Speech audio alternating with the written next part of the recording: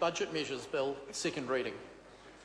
The Taxation Budget Measures Bill is set down for committee stage forthwith, and I therefore declare the House in committee for consideration of the Taxation Budget Measures Bill. Mr. Speaker. Mr. Chairman.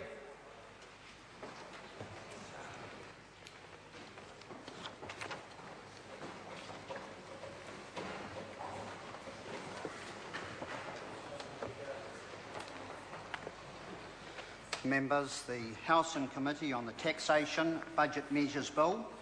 The question is that Part 1 stand part.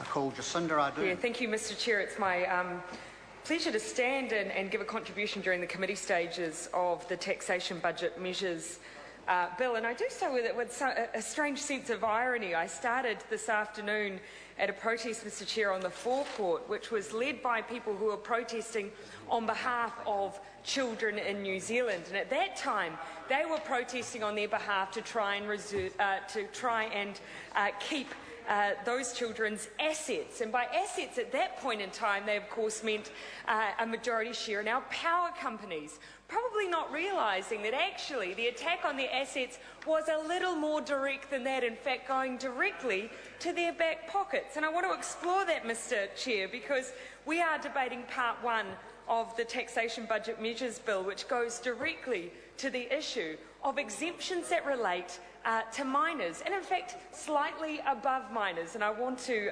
discuss that in a little more detail also.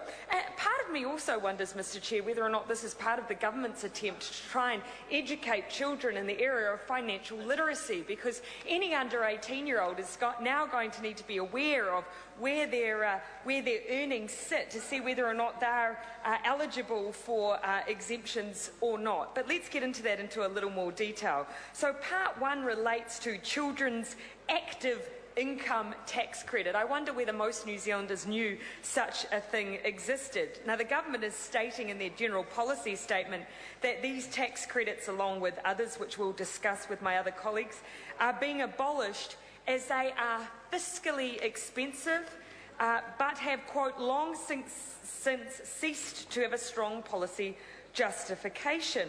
It goes on to state that a new exemption is created for children using the same eligibility criteria as the abolished credit. Now, I find that there's a slight contradiction in the general policy statement because it goes on to state that the new rule aligns more closely with the original objective of the Children's Active Income Tax Credit, which is reducing compliance costs for children by not forcing them to file income tax returns for small amounts of income. First of all, Mr. Chair, I wouldn't mind the Minister sharing with us how many tax returns are involved in this particular area. How many children are affected who would have been filing these income tax credits for such small amounts of money? And secondly, if it really was about saving them compliance costs, why would this change alone be generating revenue for the government of $14 million? This is not about trying to reduce bureaucracy for children. This is about trying to increase revenue for the government from our most vulnerable. This is truly a paper boy budget, and that is an absolute disgrace that we've got to that level of desperation, Mr. Chair. But let's dig into this a little bit more deeply, because I want to explore where the exemption level now lies as set out by Part 1. Basically, it says if the total of an income for the child is less than a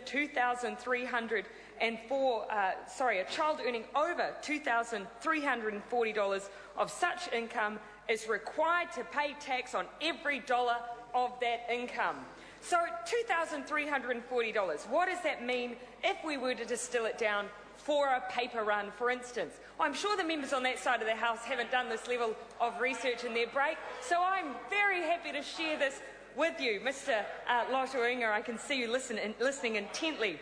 Well, from the brief research I've had an opportunity to conduct, I can tell you that one run for a child of, say, 100 houses will generate an income for that child of roughly $16 per week.